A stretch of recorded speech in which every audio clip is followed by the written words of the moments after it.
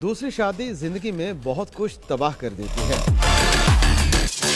हिदायतकार सैयद नूर का तहलका खेज इंकशाफ।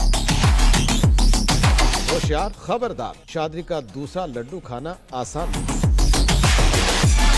Pakistan film industry के सीनियर हिदायतकार सैयद नूर ने दो टोक अल्फाज में दूसरी शादी के ख्वाहिशमंद मर्दों को खबरदार कर डाला। हाल ही में हिदायतकार सैयद नूर ने एक निजी चैनल के प्रोग्राम में बतौर मेहमान शिरकत की, जहां पर एक मदाह ने सैयद नूर से पूछा कि दो शादियों का तजुर्बा कैसा रहा। सवाल का फौरी जवाब देते हुए सीनियर हिदायतकार ने कहा कि शादी सिर्फ एक ही अच्छी रहती है। सैयद नूर ने दूसरी शादी के ख्वाहिशमंद मर्दों को मशवरा देते हुए कहा कि एक शादी काफी है, दूसरी शादी किसी एक इंसान की जिंदगी मुकम्मल तबाह कर देती है।